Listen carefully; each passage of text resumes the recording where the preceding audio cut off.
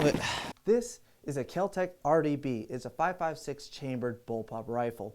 Now, if you're not familiar with the term bullpup, it basically means they'll move the action of the rifle into the stock. That way you get a compact size, but you get to keep the barrel length of a full-size rifle. So you basically get an SBR-sized rifle with the accuracy of a full-size rifle. So that's the charm of bullpup rifles. Now, this rifle uses a gas piston system and a bolt very similar to an AR-15, except that it has dual ejectors on it. Now, it ejects the rounds right here at the rear of the rifle, right behind the magazine. I think that's really interesting. It actually takes the spent shell, pulls it over the magazine weld, or the magazine I should say, and ejects it behind the magazine. I think that's really interesting. Then it goes forward and chambers the next round. And the beauty of having something like that eject back here, which really quick, you're not going to get these two confused. The slot for this is a lot smaller than the magazine weld, so you're not going to mix them up. And honestly, it would be kind of uncomfortable to put the magazine back here. So magazine weld is right where I'd want it on a bullpup personally. But anyway, so since that it ejects it back here downwards, you don't have to worry about left-hander or right-hander shooters.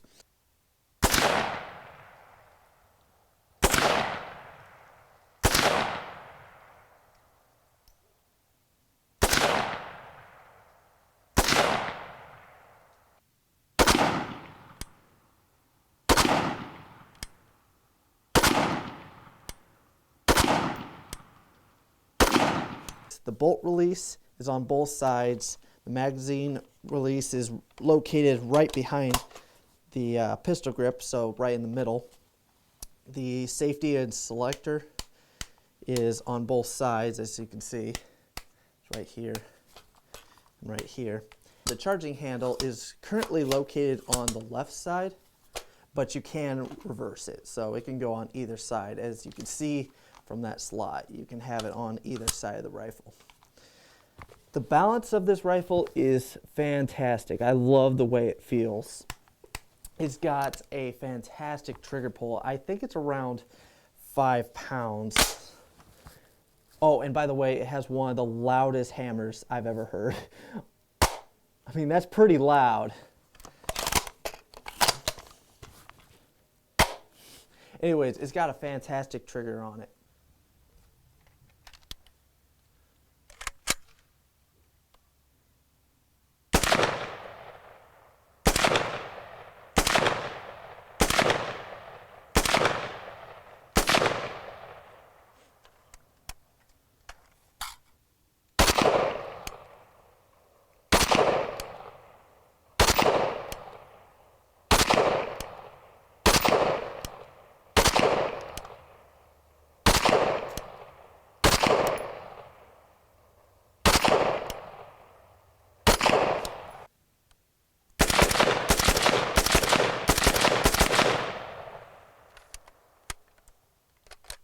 So I do really like this rifle, but I will say there are things I don't like about it.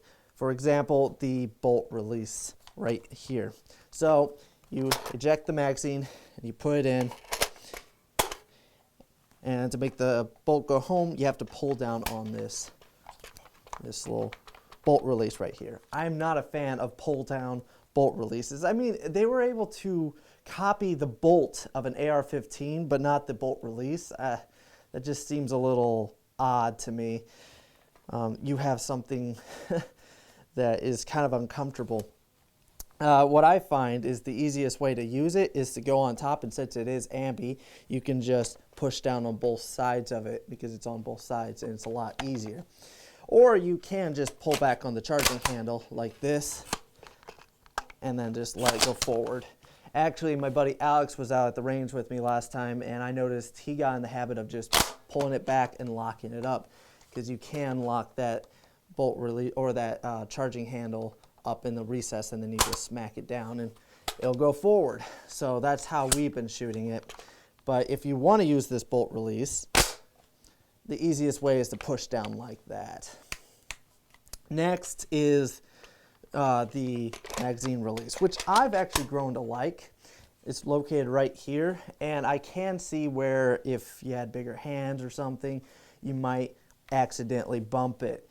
I think if you just practice with this rifle and get used to it, you wouldn't have that problem. You'd get used to it, but I can see where that would be an issue. I use my hand like this, and I come back and smack the bolt release or mag release.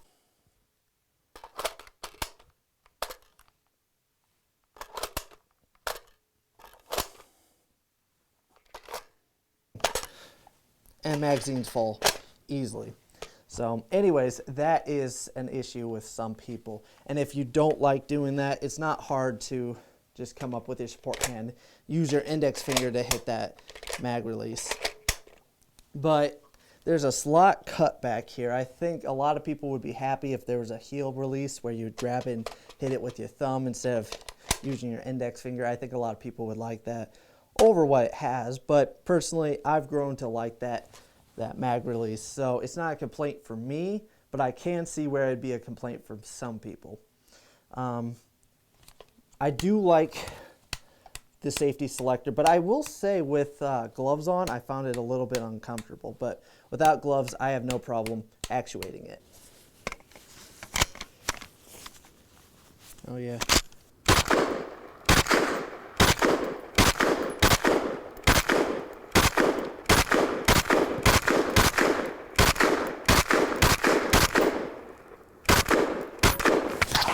All right, so this is something new. This is the first time I've actually shot with this coat on, and I'm finding all the brass is just going into my pocket. So it's ejecting it straight into my pocket, and I don't have it buckled like that, so I mean, it's not a big deal. But I think that's kind of funny that, I think there's two more in here, yeah. That it's ejected it right into my pocket. Honestly, that's not that big of a deal, but I thought it was funny. So moving to the pistol grip, I personally like the pistol grip on it, but I can see where somebody might find it a little bit uncomfortable because of how thin it is.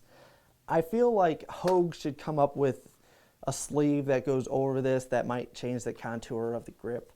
I think Hogue would actually make some money if they did that, but personally, I don't have a problem with it. But that's just a personal preference. The trigger on it is fantastic, no complaints. But if you do have a complaint on the trigger, they do sell aftermarket spring sets that bring it down to a 3-pound trigger. I think it's around 5 pounds. But it's a pretty good trigger. It feels better than, you know, a standard AR-15 trigger in my opinion.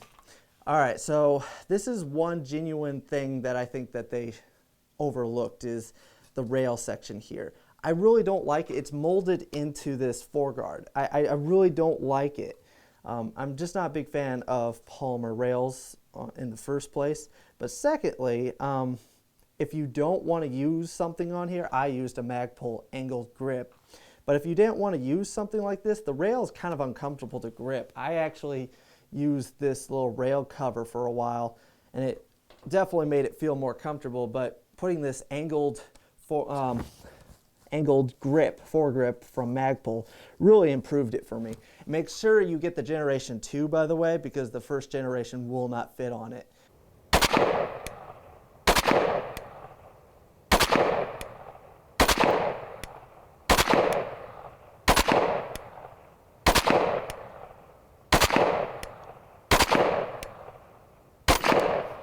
I feel like they would have done better if they made removable rail sections, one here and then one on the side, because people are going to want to put flashlights.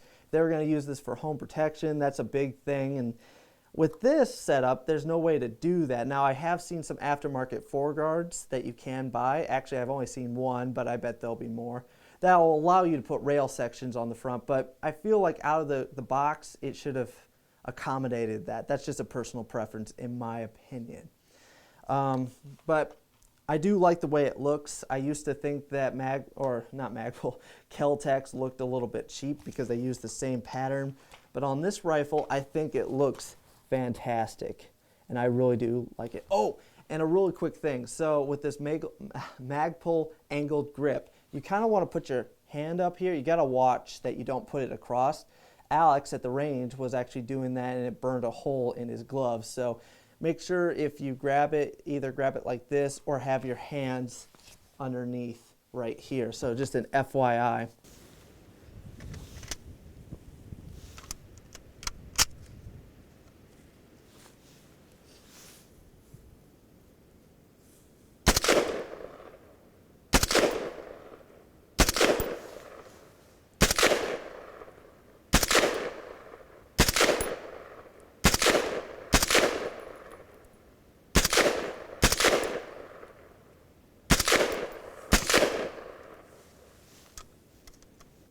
So one thing I don't really like about this rifle is that it didn't come with any optics. I mean, it would have been nice if it came with these Magpul backup sights, but it didn't. And yes, they are facing each other, so it kind of looks like a table, to be honest with you.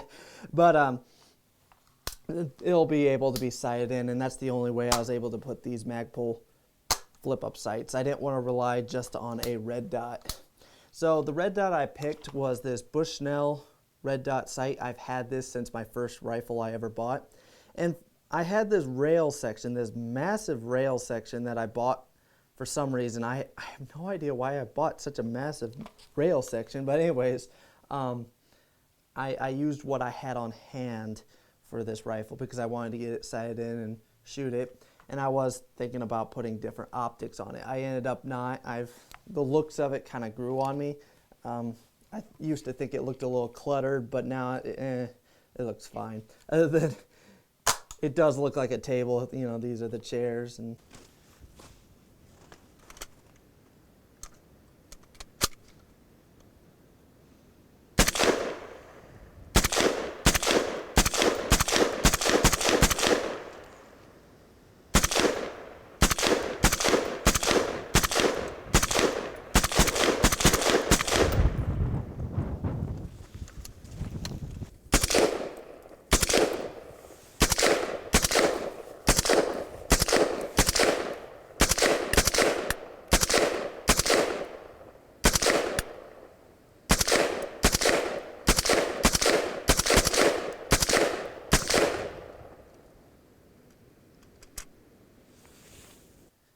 So after I got it sighted in, I did get some decent accuracy, but every time I went out to the range, it was always freezing.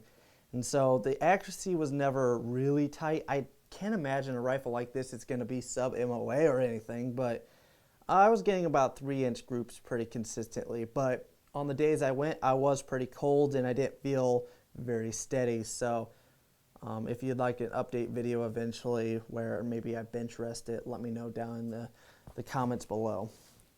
So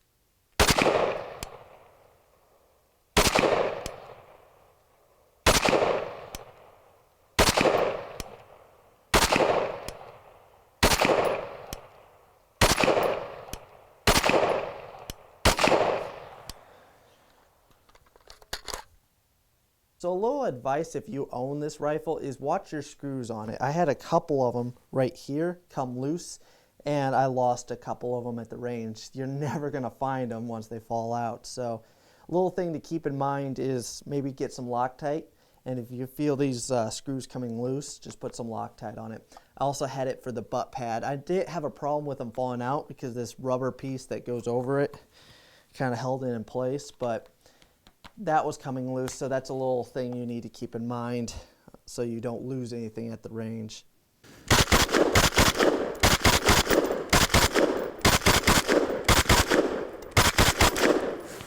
So I really do like this rifle. It balances well, it's reasonably accurate, the ergonomics are nice. I don't like the bolt release, but whatever. It's just a lot of fun to shoot, and it's a smooth recoiling rifle. But all that doesn't matter if it's not reliable, and as long as you're not shooting Tula, this seems to be pretty reliable. All right, guys, so I got 20 rounds loaded up in this magazine of Tula. This is some of the cheapest ammunition. I've had good luck with this in most guns, but I noticed if it's gonna fail with ammunition, it'll probably be with steel case Tula. So I'm kind of curious how it's gonna function. So this is just a rapid fire. I'm just gonna have fun with it. All right.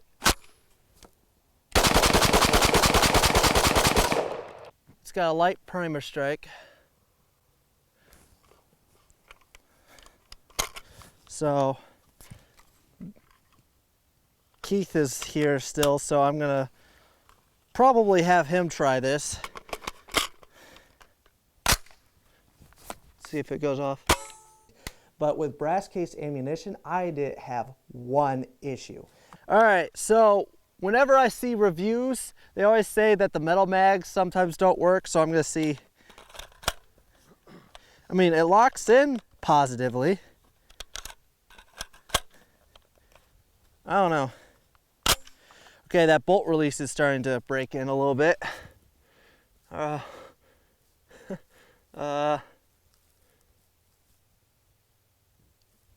Okay.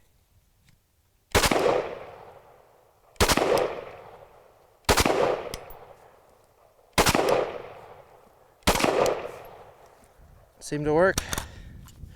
What's funny is there's so much glare that I had to take my head off the sight and be like, all right, there's the middle.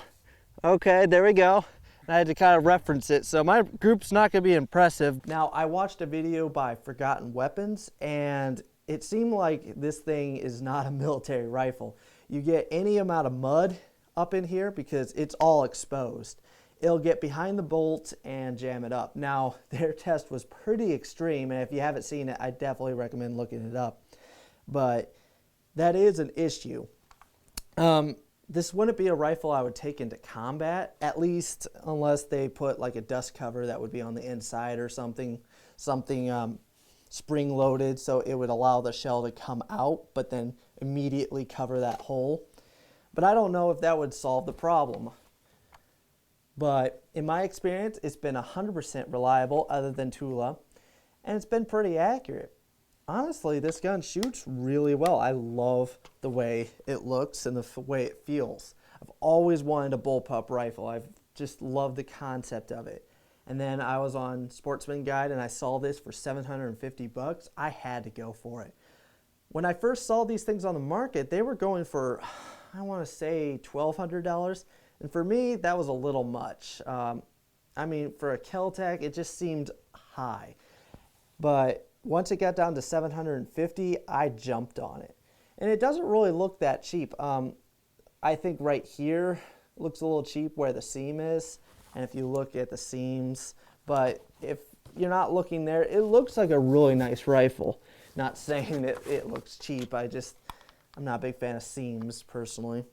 But if you can get past that, this is a pretty nice rifle. I have nothing bad to say about it other than there's a couple features that I would do differently. And yeah. So, finish off, would I recommend this for home protection? Yeah, I don't think this would be a bad option for home protection. I wouldn't go into combat with it. I don't like that you can't put a flashlight on the side, but you know, what you gonna do? But I do like the rifle. I do kind of wish that the rail up here would go back a little bit further. That way I'd be able to put these pop-up sights, you know, a little further away from each other. And I'd even sight these sights in, you know.